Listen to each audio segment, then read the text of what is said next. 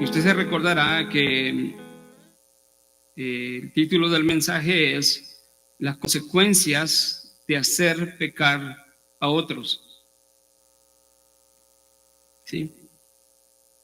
Y vimos, el primer punto fue acerca del gran valor que Cristo tiene por sus hijos. ¿Sí? El gran valor que Cristo tiene por los creyentes.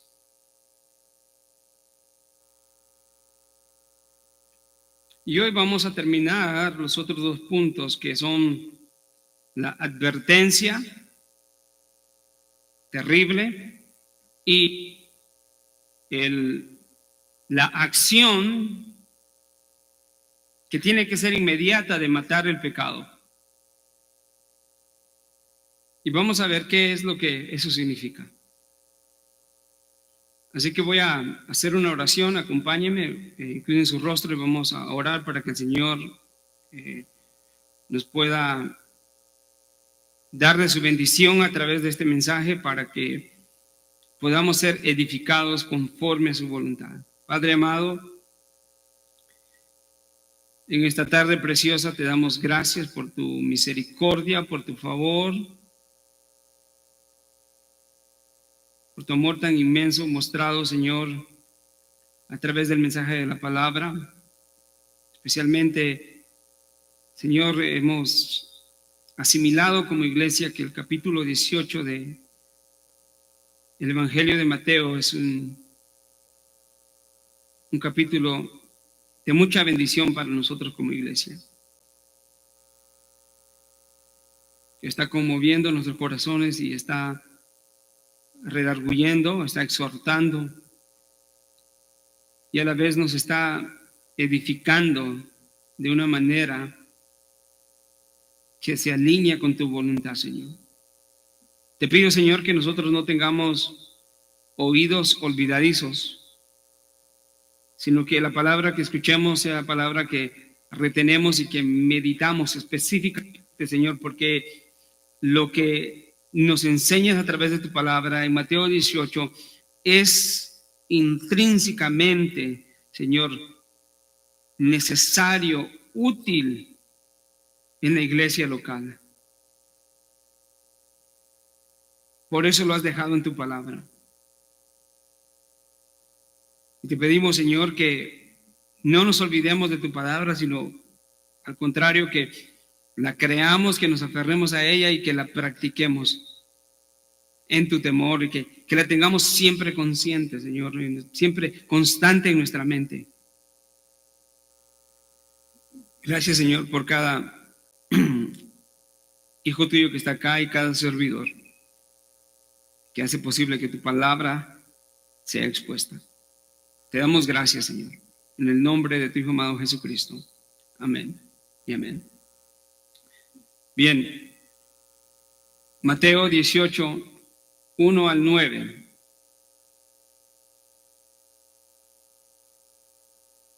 Se lee de la palabra del Señor, dice: en aquel momento se acercaron los discípulos a Jesús diciendo: ¿quién es entonces el mayor en el reino de los cielos? Y él, llamando a un niño, lo puso en medio de ellos y dijo: en verdad os digo que si no os convertéis y os hacéis como niños, no entraréis en el reino de los cielos. Así pues, cualquiera que se humille como este niño, ese es el mayor en el reino de los cielos. Y el que reciba a un niño como este, en mi nombre a mí me recibe. Aquí viene el gran pero y el gran contraste de lo que acaba de decir Jesús. Y quisiera que pusiera especial atención a lo que nos va a decir ahora la palabra. Y dice: pero, versículo 6, al que haga tropezar a uno de estos pequeñitos que cree en mí, mejor le sería que se colgara al cuello una piedra de molino, de las que mueve un asno, y que se ahogara en lo profundo de la mar. Ay del mundo por sus piedras de tropiezo, porque es inevitable que vengan piedras de tropiezo. Pero hay, otro hay, Otro pero hay de aquel hombre por quien viene el tropiezo. Y si tu mano o tu pie te es ocasión de pecar, córtatelo y échalo de ti. Te es mejor, una palabra que se repite, porque ya la hemos visto en el versículo 6, donde dice, es mejor que se le amarre una piedra al cuello, aquel que hace tropezar a uno de los pequeños. Y aquí otra vez se repite esa palabra, pero ahora pasa de hablar en tercera persona a primera persona y dice, te es mejor entrar en la vida manco o cojo que teniendo 2 manos y 2 pies, ser echado en el fuego eterno. Versículo 9, y si tu ojo te es ocasión de pecar, arráncatelo y échalo de ti. Que es mejor entrar en la vida con un ojo que teniendo 2 ojos, ser echado en el infierno de fuego. Gracias, Señor, por tu palabra. Ya estamos muy familiarizados con el contexto y lo que Jesús ha venido haciendo en su enseñanza, instrucción a los discípulos. Y hay mucho que ha venido instruyendo a los discípulos, pero vamos a retroceder al final del capítulo 17, en donde pudimos ver que Jesús le importa los incrédulos, los que no tienen fe, y le importan en el sentido de que Él no desea que los creyentes pongan tropiezo a ellos y que tengan un obstáculo por ese tropiezo en recibir el Evangelio. A eso es lo que apunta. El testimonio de la iglesia es importante, el testimonio del cristiano individual es importante. Y se reduce hasta ese punto tan, pudiéramos decir, tan privado del trato a los demás cuando estamos solos con una persona, sea creyente o no, en donde nadie nos está viendo. Pero el estándar para hacer lo correcto no es que nos vea un hermano o alguien, sino el estándar es la palabra de Dios y la voluntad de Dios, la cual debemos de imitar, que no quiere que nadie se pierda, sino que todos procedan al arrepentimiento. Y vimos en esa sección de la Escritura, en el capítulo 17, al final, que los cobradores del impuesto llegan y piden un impuesto injustificado a Jesús. Y Él dice, no tenemos por qué pagar. Sin embargo, para no hacerles tropezar, ve, saca un pez, abre la boca y paguemos el impuesto por ti y por mí. No debemos de perder de vista lo que ahí se está enseñando, y es el cuidado de Jesús hacia las personas que ni siquiera son sus discípulos. Y mucho menos debemos de ignorar que si la realidad es que Jesús importa el mundo en general, Él tiene un especial cuidado y un especial amor por sus discípulos. Y eso fue lo que vimos la semana pasada, el amor especial.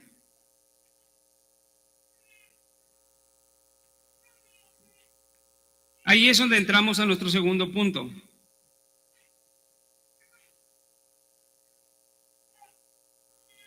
El versículo 6 al 7, vemos la advertencia terrible del juicio para todos aquellos que descuidan a sus hermanos en la fe, haciéndolos tropezar.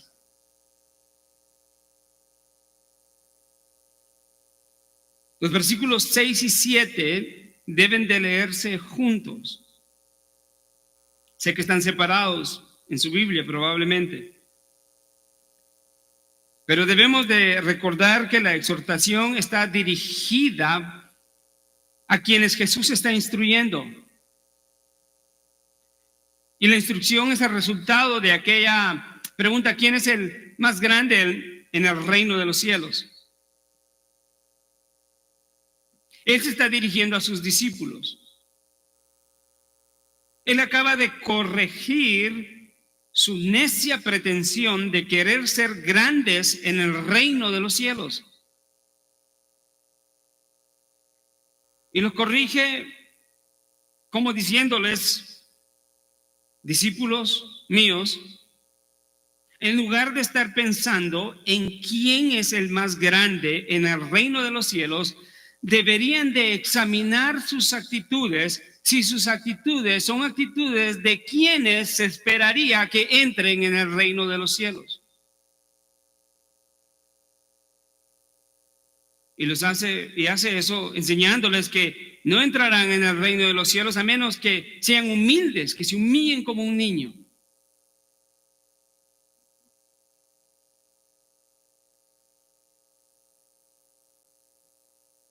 Jesús hace notar a los discípulos que Él tiene un gran valor por todos ellos. Igual. Él no hace preferencia. Para Él no hay uno mejor que otro. No hay quien le traiga un beneficio, porque Él no necesita nada de nosotros.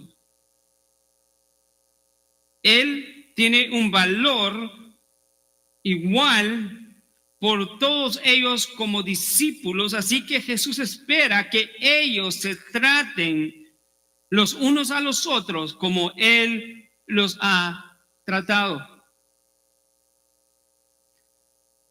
Y no podemos decir que hemos sido tratados con equidad,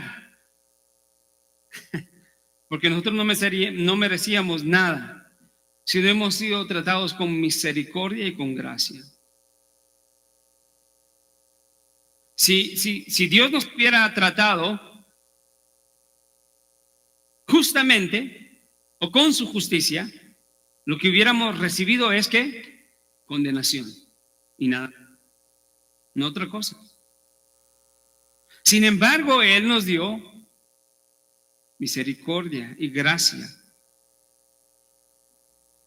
Entonces, de entrada podemos ver que Jesús tiene autoridad para esperar que aquellos discípulos, los creyentes, se traten los unos a los otros como Él los ha tratado, y eso es de suma importancia. No se debe desestimar, amados hermanos, no lo debemos de ignorar. De la misma manera, Jesús espera que ellos se traten como ellos tratarían a Cristo, o como Cristo los trataría a ellos. Se recuerda, porque lo que hacemos a nuestros hermanos lo hacemos a Cristo, y lo que no hacemos a nuestros hermanos no lo hacemos a Cristo. Y eso es lo que perdemos de vista y no deseamos meditar en ello cuando la Escritura es clara en ello. Esto no es una invención. Mateo 25 ha dicho que el trato que yo le doy a mis hermanos, sea bueno o sea malo, sea cruel o sea amoroso, es como que lo estoy haciendo a Cristo. El estándar de conducta que ahí se establece es muy alto, ¿sí? Porque Cristo está diciendo: trátense como creyentes como yo trataba. Y si lo pudiéramos entender de la otra manera, también es: traten a los creyentes como me tratarían a mí, porque en realidad eso es. Eso es. El estándar es muy alto, pero no imposible, porque Él nos está dando un mandato a cumplirlo. No es imposible. Ninguno entre los discípulos tendría excusa para no cumplirlo. ¿Saben por qué? Porque Cristo lo ejemplificó. Él ha tratado a los pecadores con misericordia. Los ha tratado con compasión. Al no condenarlos y darles juicio, aunque lo merecen, y todos nosotros lo merecíamos.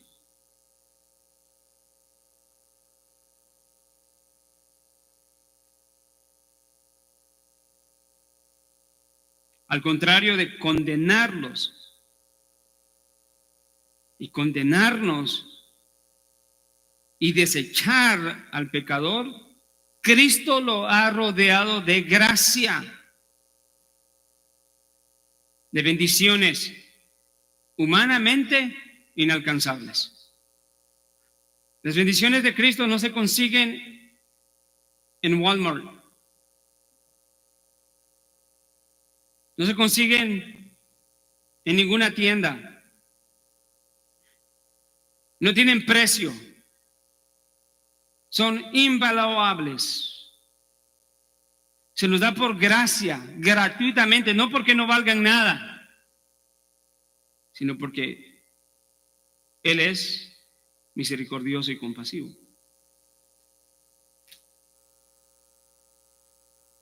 Efesios 1:3 nos habla y nos describe de qué ha sido objeto el creyente. Efesios 1:3 dice: bendito sea el Dios y Padre de nuestro Señor Jesucristo, que nos ha bendecido con toda, no algunas, no pocas, no muchas, no todas, con toda bendición espiritual en los lugares celestiales en Cristo.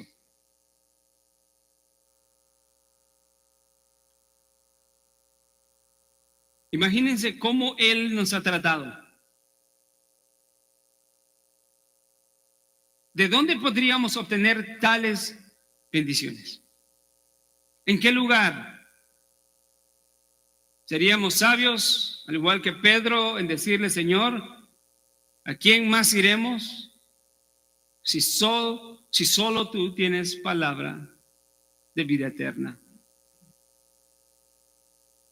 Pero hay una imagen que 2 Corintios 5, 18 al 21 nos da, que creo que nos ayuda a entender cómo es que hemos sido tratados por Jesús. ¿Y sabe cuál es la clave?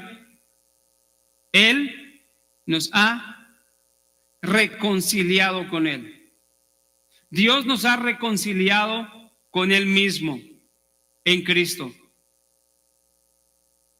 ¿Por qué la palabra reconciliar? Porque éramos enemigos. Enemigos. Lea conmigo. 2 Corintios. Creo que le dije primera, pero 2 Corintios 5, 18, 21.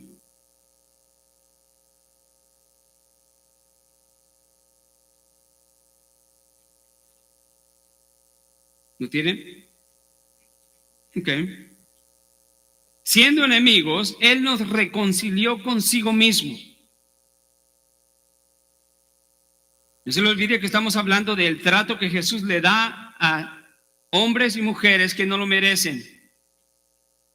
Y por eso Él espera que los discípulos nos tratemos de una manera correcta, que refleja su carácter. Escuche, versículo 18 de 2 Corintios 5, dice: y todo esto procede de Dios, quien nos reconcilió consigo mismo por medio de Cristo.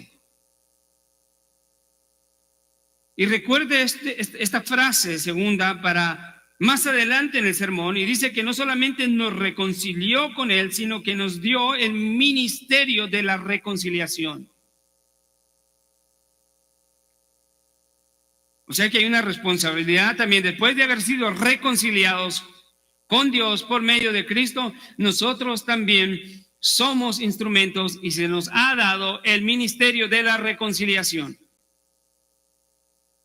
A saber, versículo 19, que Dios estaba reconciliando al mundo consigo mismo, no tomando en cuenta a los hombres sus transgresiones. ¿Sí? Dios no le tomó en cuenta al hombre sus transgresiones. Salmos dice que Dios no ve el pecado del hombre.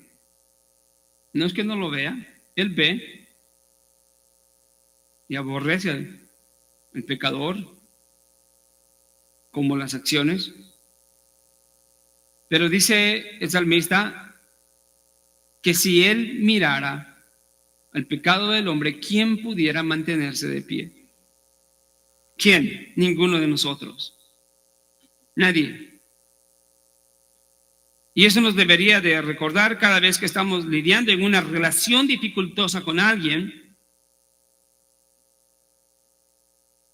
es de que Dios ha tenido misericordia insuperable, inalcanzable por cada uno de nosotros. Termino de leer. Dice que Él no tomó en cuenta a los hombres sus transgresiones y nos ha recomendado a nosotros la palabra de la reconciliación una vez más.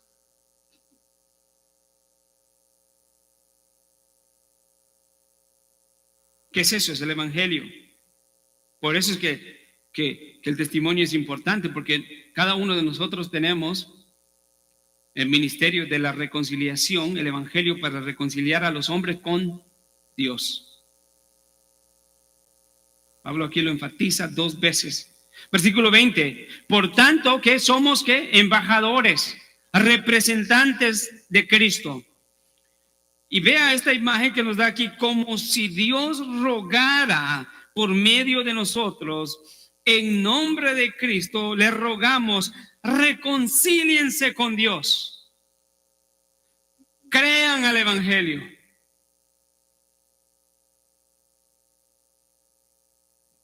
Termina el versículo 21, Pablo diciendo que todo esto tuvo un precio.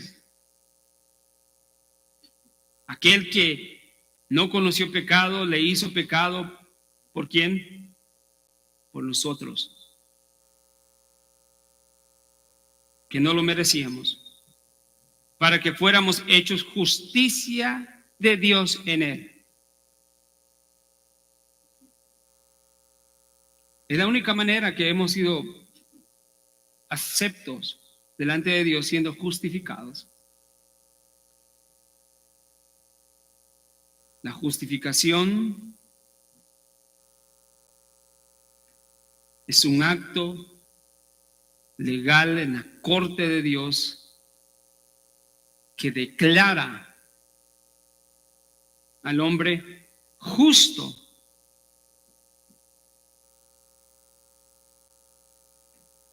Sin culpa, aunque tiene, pero lo declara.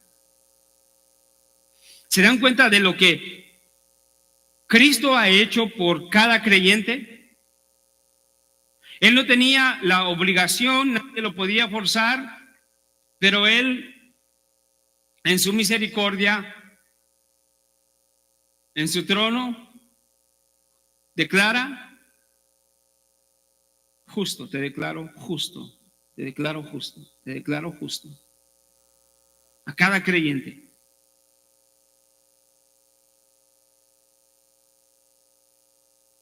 El Dios soberano, creador, poderoso, ha hecho eso. Y entonces la pregunta que nos deberíamos de hacer es: ¿Y quiénes pensamos que somos nosotros? Que decimos ser seguidores de Cristo para tratar mal a los hermanos y más de tratarlos mal, hacerlos pecar. ¿Quiénes somos? ¿Quiénes somos? ¿Quiénes pensamos que somos? Y más aún, ¿qué no estamos pensando o qué estamos pensando para hacer pecar irresponsablemente a un hermano?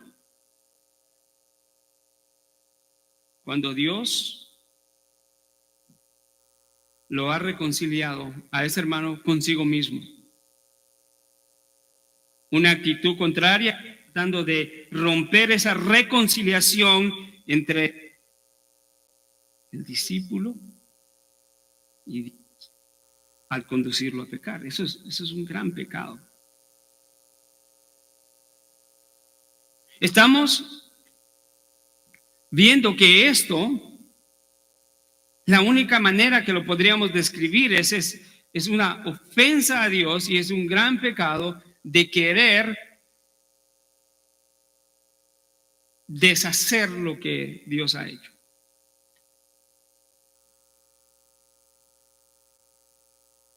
Creo que entendemos por qué Cristo tiene un gran valor por sus discípulos y asegura que el juicio será severo para quienes menosprecian esto y menosprecian a los creyentes, a los más pequeños, a los vulnerables, a aquellos que están creciendo en la fe, a aquellos que dependen de otros para crecer en su fe. Pero equivocadamente vemos más a hombres y mujeres siendo piedra de tropiezo para muchos creyentes y muchos de ellos quizás hasta líderes, cuando Jesucristo los ha reconciliado, ellos los quieren separar. Desde el versículo 6 hasta el 9, Jesús hace una comparación de consecuencias. Empieza en el versículo 6, señala un mal menor que debe de escogerse o se le debe desear a alguien en comparación a un mal mayor que pueden enfrentar si hacen pecar a un hermano en la fe.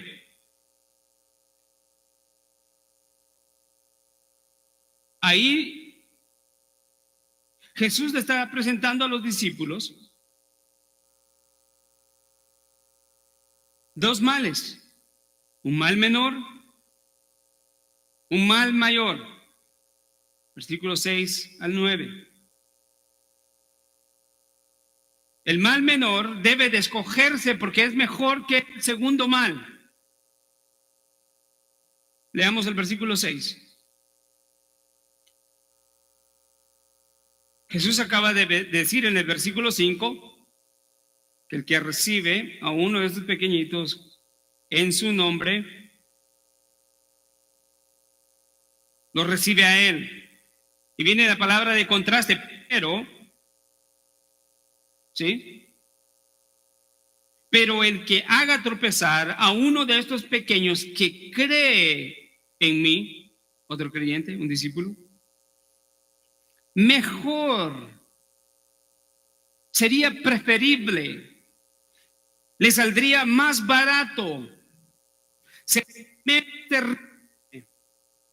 se colgara al cuello una pesada de molino y que se le hundiera en lo profundo del mar. Imagen aterradora. La piedra se refiere a la piedra pesada que era colocada sobre los asnos para moler granos. No era una piedra pequeña. Usted sabe, la piedra de molino que estamos acostumbrados muchos es una piedra de mano, ¿verdad? Que se usa con otra. Esta piedra tenía 5 pies de alto por 3 pies de ancho, más o menos. Su peso podría ser de libras a 1000 libras. La piedra era conocida por los discípulos. Jesús está usando como una imagen de haber sido práctica para ellos que Jesús le dijera que cualquiera quisiera tropezar a uno de sus hermanos, le sería mejor que le amarraran la piedra al cuello de molino, lo metieran en una balsa, lo llevaran a lo profundo del mar y ¡boom! Y lo tiraran.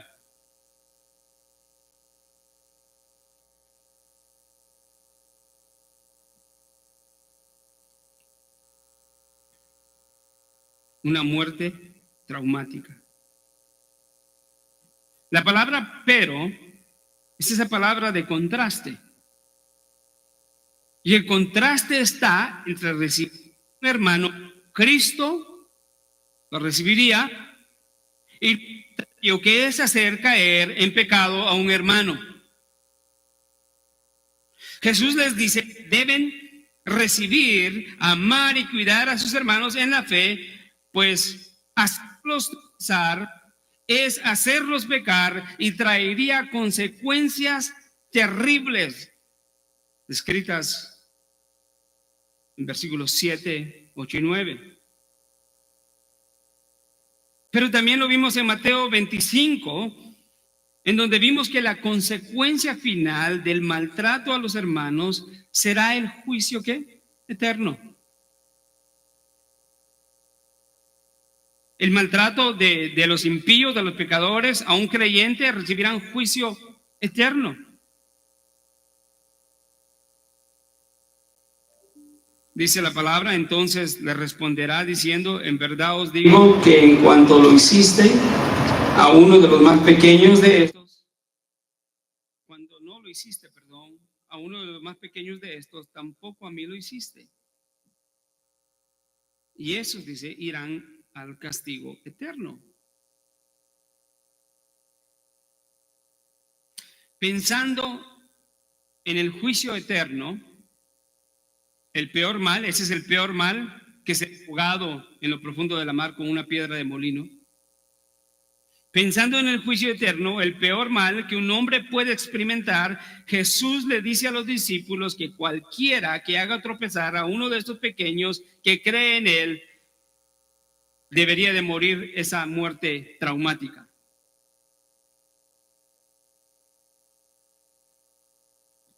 Pero uno se pregunta, ¿verdad? Bueno, y si eso fuera, sería mejor que el juicio. No, lo que Cristo está ahí es enseñándoles y dándoles una imagen de lo terrible que será el juicio de Dios. En realidad no está enseñando aquí que los que mueran traumáticamente no van a enfrentar el juicio de Dios. Simple y sencillamente está diciendo que sería mejor si existiera la posibilidad de morir así que enfrentar el juicio de Dios. Pero la realidad es que todo hombre enfrentará el juicio de Dios en el día final.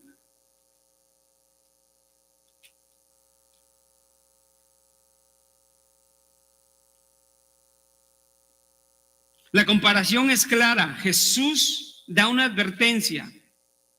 Por horrible que sea esta muerte, esa muerte es pequeña, es nada. Esa muerte traumática es mejor que recibir el juicio de Dios en el día final por el pecado de hacer pecar a quienes consideramos nuestros hermanos.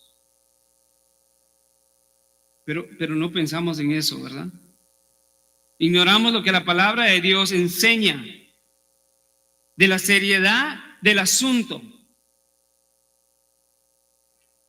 Y eso es lo que nos habla esto, de la seriedad de hacer tropezar a los hermanos en la fe. ¿Por qué? Porque Cristo tiene un gran valor por sus discípulos y vemos cómo Él reconciliado y vemos cómo Él los ha hecho objetos de toda bendición espiritual.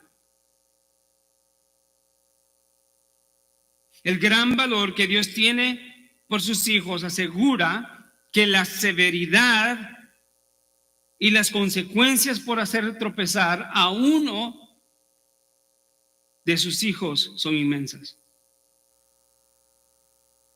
Esto es muy importante y la iglesia tiene que meditar en ello. Vivimos en una época en donde las divisiones y conflictos caracterizan la iglesia con demasiada frecuencia en las relaciones cristianas.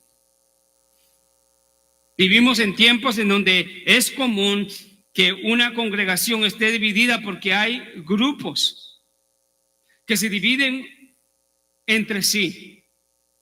Vivimos en tiempos donde los conflictos, el abuso y el maltrato no solamente es de los que se sientan en las bancas, pero también de los que toman el púlpito.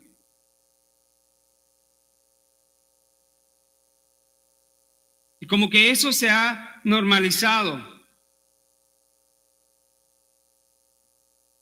Eso caracteriza con demasiada frecuencia las relaciones cristianas, pero debemos de resistir eso. Eso no es una característica de la verdadera iglesia de Cristo. Eso no tiene lugar en la iglesia de Cristo, porque Cristo le da un gran valor y ha dado su palabra para que los creyentes tengan las herramientas necesarias para conocer qué es lo que deben de hacer en su trato para con los demás. ¿Sabe?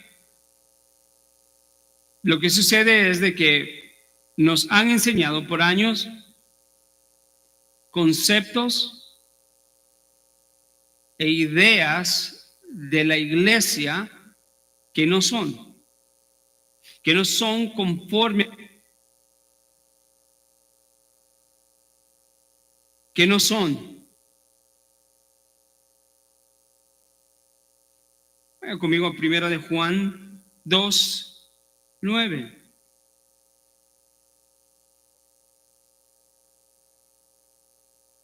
Aquí también nos da un contraste de lo que es el amor y el buen trato, que el amor es una expresión sublime de la relación entre hermanos. 1 de Juan 2:9-11. Lo tiene, dice: el que dice que está en la luz y aborrece a su hermano, está todavía ¿qué? En tinieblas, todavía vive en pecado. Se recuerda que hemos dicho que una vida constante, específicamente en el trato para con los demás dentro de la iglesia, el indicativo de que esa persona no ha llegado a tener una verdadera relación con Cristo. Versículo 10. El que ama a su hermano permanece en la luz y no hay causa de tropiezo en él. ¿Por qué no hay tropiezo en él? O sea, él no causa tropiezo a nadie, ni él peca, ni hace pecar a otros. ¿Y cómo verificamos eso? Porque ama a su hermano. Y eso nos da una evidencia de que permanece en la luz. Tiene comunión con Cristo.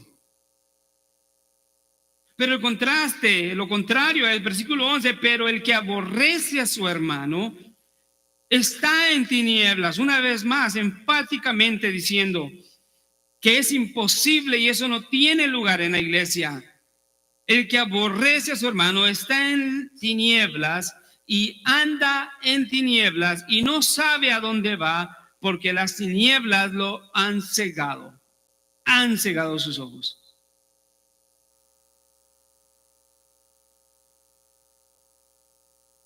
Primera de Juan, ahí también más adelante, el capítulo 4, versículo 7.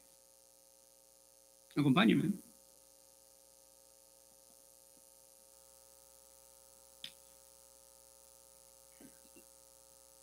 Dice Juan, el apóstol, dice: amados, amémonos unos a otros, porque el amor es de Dios. Y todo el que ama, ¿qué? Es nacido de Dios. Es un creyente, es un nacido de nuevo. Esto nos hace pensar en Juan 3, en la conversación entre Jesús y Nicodemo. Es necesario nacer de nuevo. Los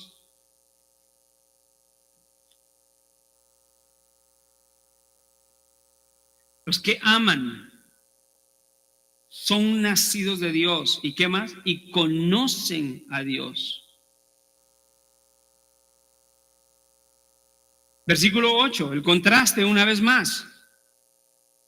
El que no ama no conoce a Dios, porque Dios es amor.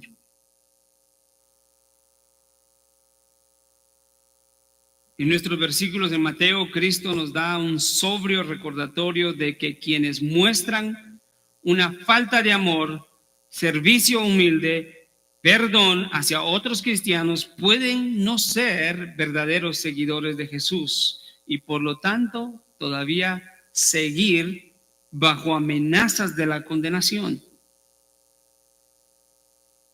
Y esto es bien importante porque no es que Jesús le quita la salvación a alguien que trata mal a un hermano. Tampoco no es de que van a surgir desacuerdos entre hermanos en la iglesia. Van a surgir, pero Él nos ha dado los medios en su palabra para solucionar los problemas humildemente. Tenemos Espíritu Santo, primordialmente. Tenemos el amor entre creyentes, la unidad en el Espíritu.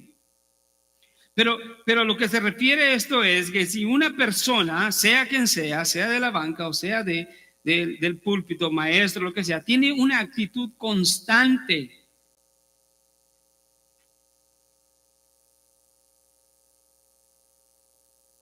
orgullosa, prepotente, abusadora, sin consideración a los pequeños, tal persona,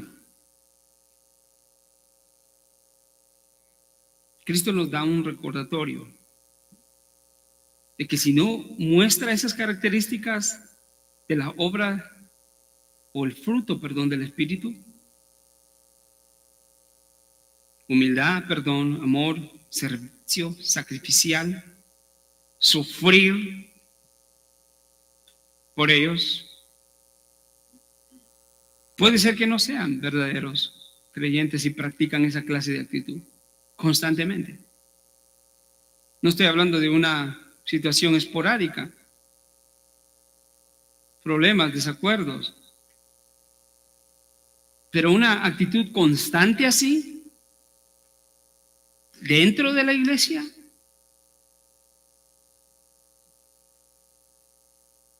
tratando a los hermanos con falta de amor, con irrespeto.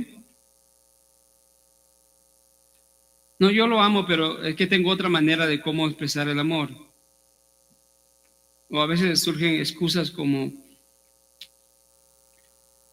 Dios conoce mi corazón y sabe que no puedo amar. Wow, eso, ¿cómo? Pues si estamos diciendo que Dios conoce nuestro corazón, deberíamos detectar porque Él conoce que nuestro corazón es de donde surgen todos los pecados.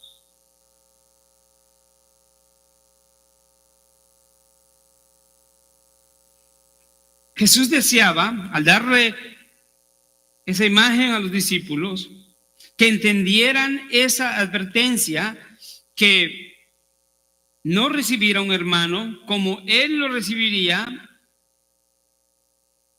es decir, de una manera coherente con el carácter de Cristo mismo, y en lugar de recibirlo de esa manera, conducirlo al pecado, es un acto que no quedará sin castigo. Es terrible. El versículo 7, Jesús aclara, escuché, que los tropiezos vienen ¿de dónde? Del mundo.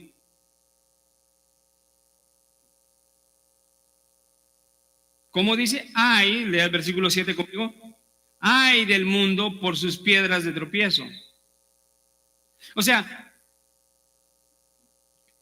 Jesús les está diciendo, sepan que yo sé que los tropiezos vienen del mundo. Y ay del mundo por sus piedras de tropiezo. Sabemos que Satanás es el gran tentador. Y los hombres que causan tropiezos a otros no son más que pequeños satanases. Si eso los caracteriza, esto es terrible, ya que estos hombres actúan como agentes de Satanás para hacer caer a otros creyentes. Los tropiezos vienen del mundo, porque están gobernados por Satanás. Los tropiezos del mundo que provienen de hombres pecadores son comprensibles, ¿sí? ¿Alguien que no tiene a Cristo? Podemos esperar y entender que causen tropiezo y que estén buscando cómo hacer caer a un creyente, llevándolo a una relación, llevándolo a lugares en donde no puede como creyente estar, quizás presentándole licor, vino y cerveza para destruirlo. Esas son las tentaciones que vienen del mundo. Y cuando alguien actúa así con un creyente, no está haciendo más que un pequeño Satanás haciendo la obra de su padre, el diablo. Eso es lo que el mundo hace. Y es de esperarse, se entiende, ya que son parte del ámbito inmoral. Son parte del ámbito espiritual gobernado por Satanás, y entonces va a existir eso. De hecho, el mundo es una fuente constante de tentaciones e incitaciones para alejar a los creyentes de Dios. Eso es lo que el mundo hace. Diariamente, el diablo, el mundo, los pecadores están buscando incitar constantemente a los creyentes para que caigan, llevarlos al pecado. Los tropiezos del mundo que provienen de hombres pecadores, entonces son comprensibles. Pero es terrible cuando un creyente, debido a su debilidad, colabora con Satanás al ser piedra de tropiezo para otros. Es terrible. Eso revela una falta de discernimiento espiritual, como de conocimiento sobre el valor que Cristo otorga a los creyentes. Cómo los ama, cómo los cuida, cómo los rescató, cómo los reconcilió con Dios. Dio su vida en la cruz. Los que hacen tropezar a sus hermanos ignoran esa verdad tan grande y tan sublime.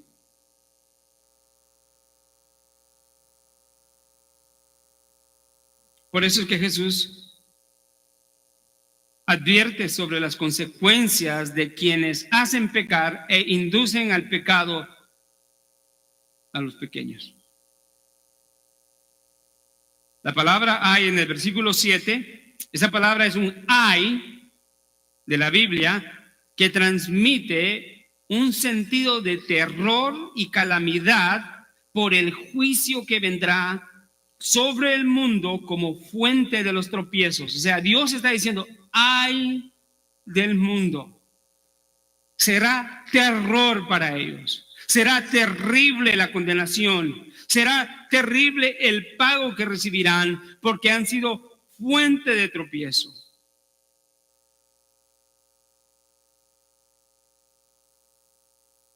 Y él dice ahí, y podemos ver su soberanía, que incluso se despliega ahí, en que él mismo dice que es inevitable que haya tropiezos. O sea, es inevitable. Van a venir los tropiezos. Esa palabra inevitable se puede traducir como necesario en el original. O sea, es necesario que vengan los tropiezos. Mas, sin embargo, la soberanía determina la responsabilidad que conlleva ser una causa de tropiezo para otro creyente. De hecho, el texto termina así: es inevitable que haya tropiezos, pero hay del hombre por quien viene el tropiezo. O sea, hay una responsabilidad.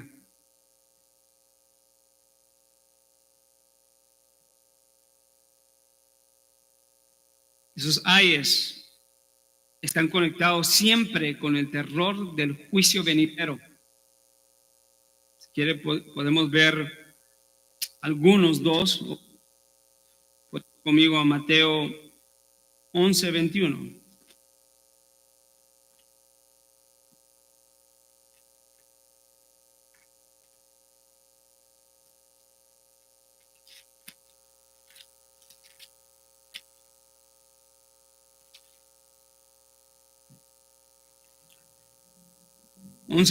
Dice: ay, esto es Jesús, ay de ti Corazín, y ay de ti Betsaida. ¿Sabe por qué les decía así? Porque eran ciudades o aldeas judías hebreas que debieron de haber recibido al Mesías, pero no lo recibieron.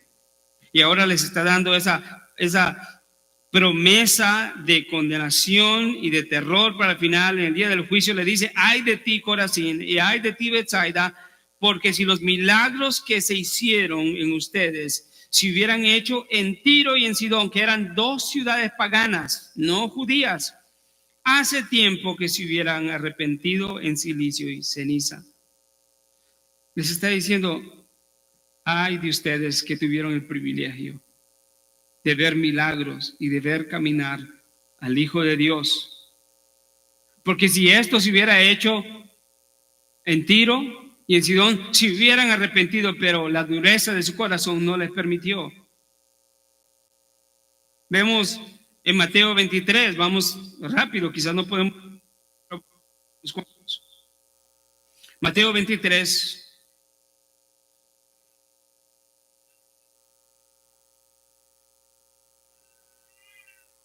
¿Sabe cuántos ayes aparecen ahí para los líderes judíos que extraviaron al pueblo?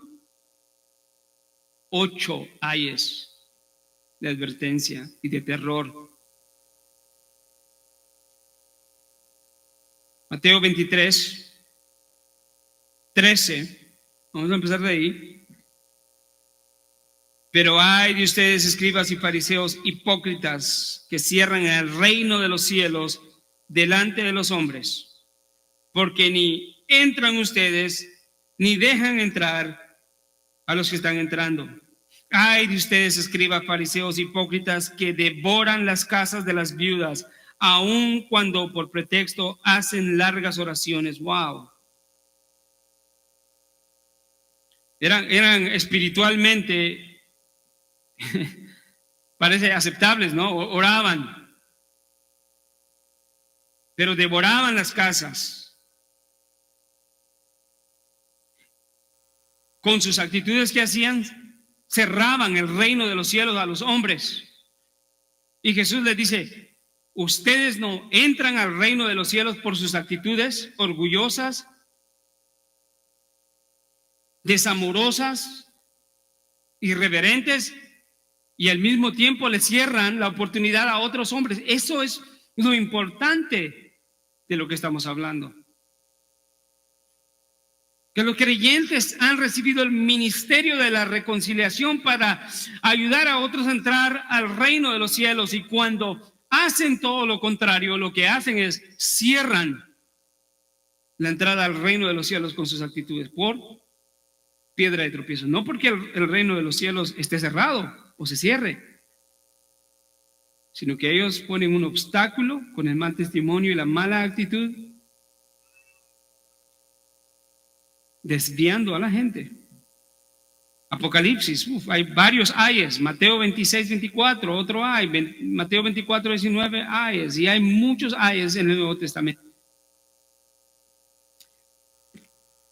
Jesús sigue teniendo aquí el ay del mundo por las piedras de tropiezo.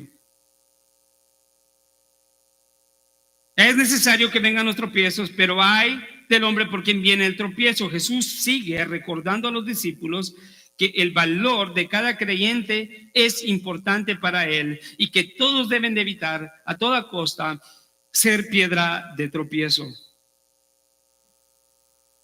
¿Cómo podemos como creyentes evitar ser piedras de tropiezo? Y aquí voy a seguir muy de cerca al comentarista David F. Byrd.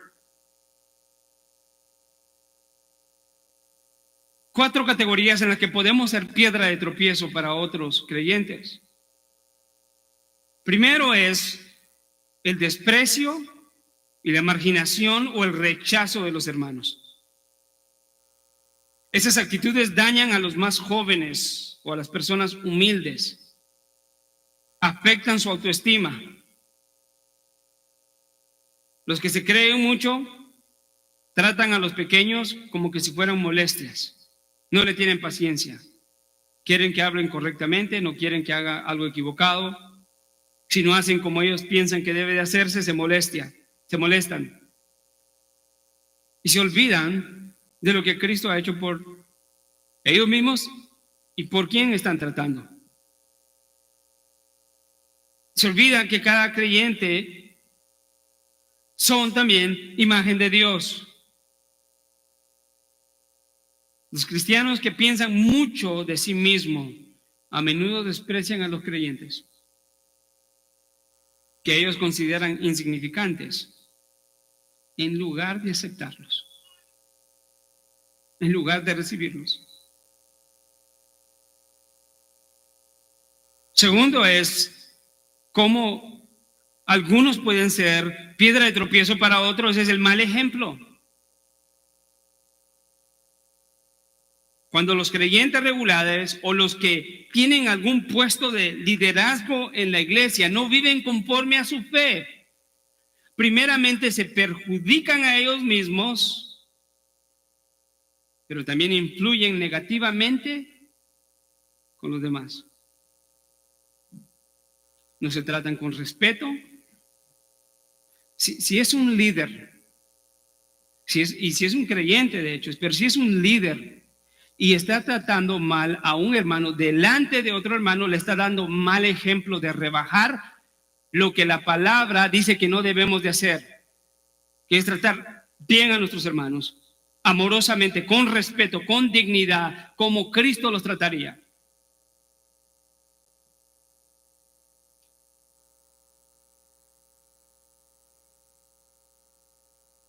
Quedan como mal ejemplo, influyen negativamente en otros creyentes, quienes aprenden más, ¿por qué? Por imitación que por aprendizaje.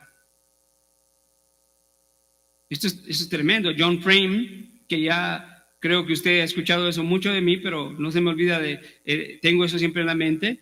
Él dice que la mejor forma de enseñanza es el ejemplo. No van a aprender a través de ilustraciones, a través de tenerlos enfrente, ilustrándoles y leyéndoles, instruyéndoles, sino por ejemplo. De nada sirve que yo hable cosas gloriosas y grandiosas del Evangelio, pero con mis actitudes yo las niego. ¿Por qué? Porque doy un mal ejemplo. ¿Sabe qué es lo que hace un mal ejemplo, hermanos? El mal ejemplo lleva a que otros se comporten de la manera inconsistente y desleal, incluso hasta pecaminosa. Entonces, todos debemos de dar un buen ejemplo en la iglesia, pero mucho más aquellos que enseñan, predican, que tocan un instrumento, que cantan. ¿Qué ejemplo están sentando cuando sus actitudes son piedra de tropiezo y dejan un legado en otros que es pecaminoso?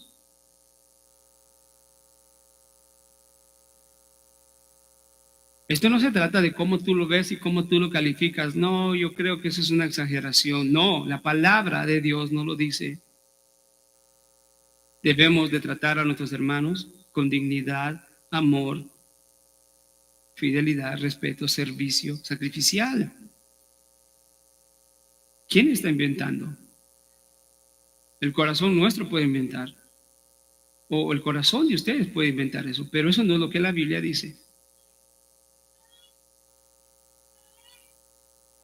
Tercera categoría de cómo ser piedra de tropiezo es incitar al pecado. Aquí los pecados pueden ser variados. No tenemos tiempo hoy para delinear y listar todos esos pecados. Pero sí podemos decir que aunque alguien rara vez busca intencionalmente hacer caer a otro, las personas atrapadas en pecados específicos quieren que otros compartan sus pecados. Si es un pecado inmoral, quieren que otros lo compartan. Y usualmente, cuando es un pecado inmoral, el pecado que existe en la persona que es inmoral incita a otro a que entre en esa inmoralidad. Eso es ser piedra de tropiezo, cuando la otra persona no estaba buscando eso. Y pensaba en este aspecto y decía, wow, los creyentes, ¿cómo tenemos que ser de cuidadosos y tener discernimiento? ¿Verdad? Hermano, esto califica tanto para hombres y para mujeres. Un creyente afuera y dentro de la iglesia no puede ver a otra persona, sea hombre o mujer, con otros ojos que no sea con la gracia de Cristo. Si un creyente va por la calle y ve a una mujer y no la ve como una persona pecadora que necesita el evangelio y lo ve como una persona que desea, eso va en total contradicción. Y mucho menos dentro de la iglesia, ¿no? Yo no puedo ver a nadie que no sea con los ojos de Cristo. ¿Por qué? Porque mi objetivo no es ser piedra de tropiezo para esa persona, sino ser un instrumento de la reconciliación que Dios ha dado para los pecadores, para que se reconcilien con Cristo. Entonces, no puede un creyente incitar a otros a cometer pecados similares, ¿no?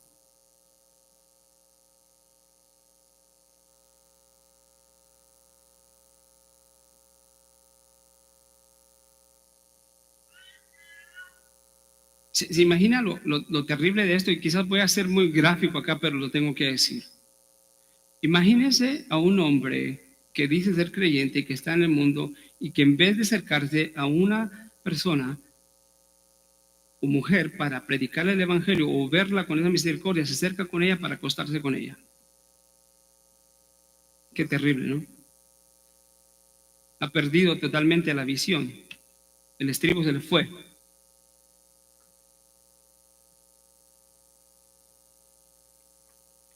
Es terrible. Otra forma, que es la última de las formas de tropiezo, es la falsa doctrina. Eso es uno de los tropiezos más grandes. El desvío de la enseñanza bíblica a errores de doctrina. Llevan a errores éticos de práctica. ¿Por qué? Porque en donde no se predica la palabra de Dios, bueno, empieza a surgir toda práctica inmoral, no ética, porque no hay enseñanza bíblica. No se habla en contra del pecado. Se habla superficialmente de las cosas. Se habla así como medio escurrido, brochado del pecado.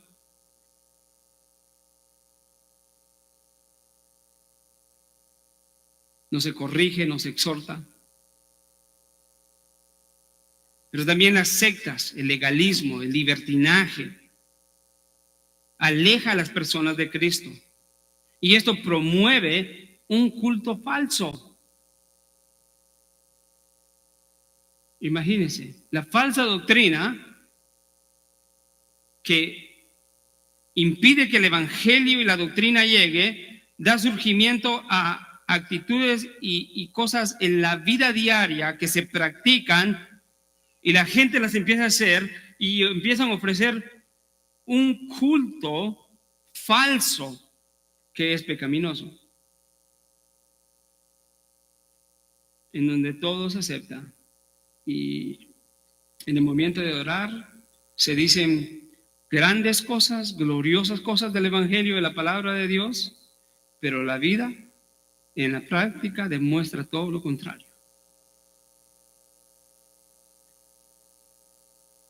La falsa doctrina puede llevar a la apostasía también y a una vida contraria a la voluntad de Dios, lo cual Él no acepta. Escuche lo que dice David F. Burt. Vivimos en un mundo, vivir en el mundo es vivir en una sociedad enferma, terrible, terriblemente enferma. Es vivir en medio de una epidemia altamente contagiosa. La solución de Dios no es quitarnos del mundo y hacernos vivir en cuarentena, sino darnos inmunidad en medio de la plaga. Cristo nos proporciona sanidad. Con Él a nuestro lado, como médico divino, podemos soportar las malas influencias del mundo. El solo hecho de pasar por esas pruebas nos hace más resistentes, más maduros, más santos. Pero ay de la persona que viene a nosotros con la intención más o menos consciente de querer contagiarnos. Y hay de nosotros mismos si el maligno se sirve de nuestra debilidad y carnalidad para hacer que seamos causa de tropiezo para otros hermanos. ¿No? Tremendo. ¿Qué debemos de hacer? Matar el pecado. Acción inmediata. ¿Qué es lo que dice Jesús mismo en 8 y 9? Y si tu mano o tu pie te es ocasión de pecar, córtatelo y échalo de ti. Mejor te es entrar en la vida manco o cojo que teniendo 2 manos y 2 pies. Y si tu ojo te es ocasión de pecar, sácatelo y échalo de ti. Mejor te es entrar en la vida con un solo ojo que teniendo 2 ojos ser echado en el infierno de fuego. Jesús les enseña a los discípulos la necesidad de tomar medidas extremas para evitar pecar y hacer a otros que pequen. Jesús no está sugiriendo aquí que los discípulos hagan esto literalmente, que se mutilen el cuerpo, que se quiten un brazo, un ojo, sino está usando un lenguaje exagerado conocido como una hipérbole. Una hipérbole es un lenguaje para podernos comunicar algo. Por ejemplo, algunos de ustedes dicen, te he llamado 1000 veces. No han llamado 1000 veces, están usando una hipérbole.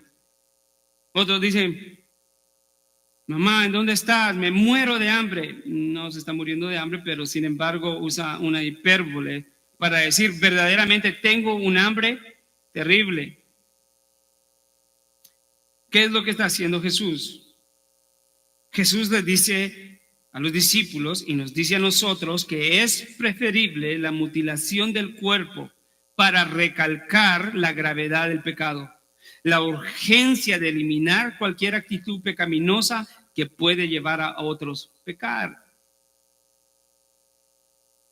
Como les dije aquí, está dirigiéndose ahora personalmente en primera persona, y sí tu mano y tu pie. Un trato directo con los discípulos. Este es un mensaje directo para cada uno de los cristianos. El principio es este, amados hermanos, en estos textos. Los cristianos deben de actuar rápida y drásticamente contra el pecado que les va a dañar y puede hacer pecar a otros. Esa es la imagen. Córtate el ojo, sácatelo.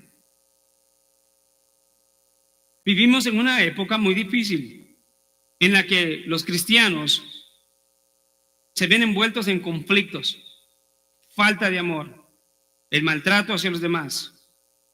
Esto no debe de tener lugar en la iglesia, ya que da mal ejemplo y brinda al mundo una oportunidad para blasfemar la palabra de Dios. Tito 2, ¿no? Ningún cristiano debe de sentirse cómodo contemplando tales actitudes de maltrato o desamor, deslealtad con sus hermanos. Jesús dice que tal persona es piedra de tropiezo, y ay del hombre por quien viene la piedra de tropiezo. Tercera epístola de Juan, no lo tiene que abrir. Versículo 11 dice: amado, no imites lo malo, sino lo bueno. El que hace el bien es de Dios. El que hace el mal no ha visto a Dios. Debo de enfatizar esto, amados hermanos, y me dirijo al final. Si hay alguien que practica este pecado y se caracteriza por ser piedra de tropiezo, en primer lugar hay que hacer preguntas, ¿verdad?, acerca de su relación con Cristo. Si eso es lo que vemos, que lo caracteriza diariamente, constantemente, sin ninguna clase de redargüimiento, sin ninguna clase de cambio en su vida y una progresión de pasar de ser un cristiano que va creciendo y que tiene aspectos en su vida que son inmaduros en cierto tiempo, pero eso tiene que ir creciendo. Pero si una persona se encuentra ahí siempre y lo acepta y lo anida en su corazón, tenemos que hacer preguntas acerca de su relación con Cristo. ¿Por qué? Porque ningún cristiano verdadero se siente feliz contemplando esa clase de pecado, porque la condenación que trae es terrible. Una falta de armonía, entonces, en las relaciones cristianas, y una falta de amor y servicio genuino hacia los hermanos puede ser un indicativo de que quienes practican tales cosas no son discípulos de Cristo. Lo dice Juan, en primera de Juan y segunda de Juan. Absolutamente. Y no son discípulos de Cristo, están expuestos a la condenación. Cuando hacemos lo contrario, pensando en el Evangelio de Mateo,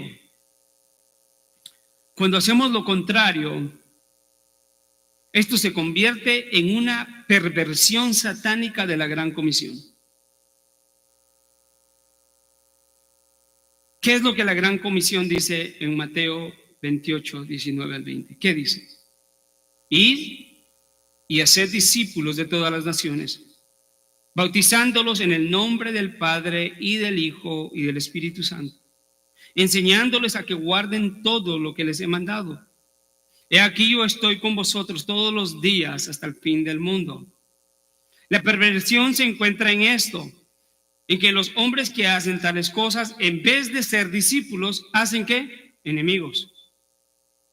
Contradictorio a la Gran Comisión.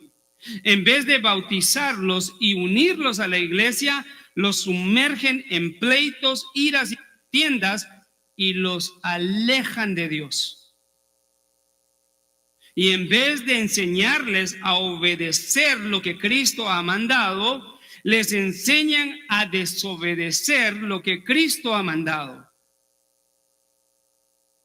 Y en vez de mostrarles la gran promesa de que Cristo ha dicho que estará con nosotros hasta el fin de tiempos, ellos le enseñan que Cristo no está en medio de ellos. Le muestran lo contrario, porque Cristo no está, porque hay división, desamor, lealtad, odio, ira, contienda, inmoralidad.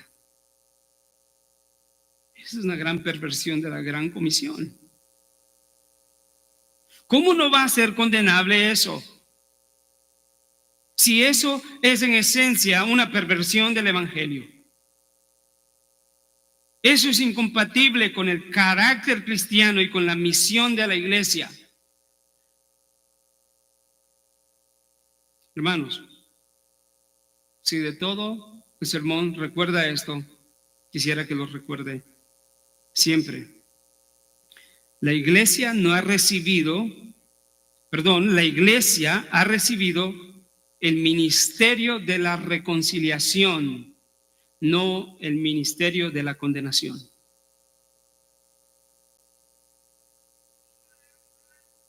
Cuando una iglesia olvida que ha sido delegada con el privilegio del ministerio de la reconciliación y se convierte en piedra de tropiezo a otros, en esencia ha adoptado el ministerio de la condenación. Y la iglesia no ha recibido el ministerio de la condenación, sino el ministerio de la reconciliación. ¿Cómo? ¿Cómo podemos hacer esto? Bueno, la clave está en que si somos seguidores de Cristo, lo que vamos a hacer es amar a nuestros hermanos como Cristo nos ama. Porque esa es la única evidencia, o podríamos decir, una de las evidencias principales de que verdaderamente somos discípulos de Cristo. Tú no vas a demostrar que eres discípulo de Cristo estudiando, yendo a seminarios, asistiendo a la iglesia fielmente, ¿sí? Eso da un indicativo de que eres un discípulo de Cristo. Donando, vistiéndote de cierta manera. No, la forma en la que Jesús dijo a sus discípulos que el mundo sabrá que son verdaderos discípulos es si se aman los unos a los otros. Esa es la clave. Qué precioso es. Recordemos, hermano, cada uno de ustedes ha recibido el ministerio de la reconciliación, no el ministerio de la condenación. Reconcilia a los hombres con Cristo, no los condene a través de sus actitudes.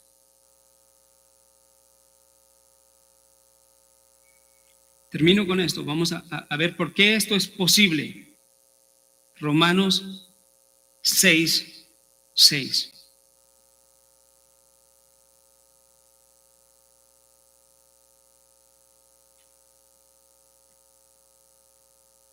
Sí, es posible para los hijos de Dios. Sí, y quiero dejarlo con esto de esperanza y de ánimo. ¿Lo tiene? Romanos 6:6 dice Pablo, sabiendo esto, que nuestro viejo hombre fue crucificado con él, para que nuestro cuerpo de pecado fuera ¿qué? Destruido, a fin de que ya no seamos esclavos del pecado, porque el que ha muerto ha sido libertado del pecado. Si estamos en Cristo, hemos sido libertados del poder del pecado. Y por eso empecé diciendo que aunque el estándar de Cristo es muy alto, no es imposible. Lo podemos hacer. Y lo debemos de hacer gozosamente, teniendo en la gran comisión.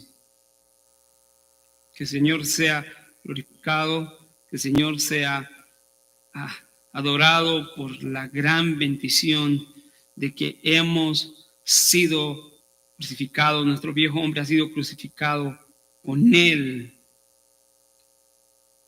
Y ahora tenemos su Espíritu Santo.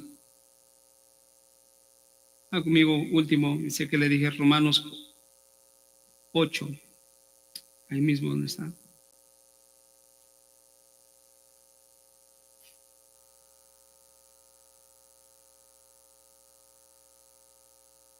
Versículo 2, porque la ley del Espíritu de vida en Cristo te ha libertado de la ley del pecado y de la muerte.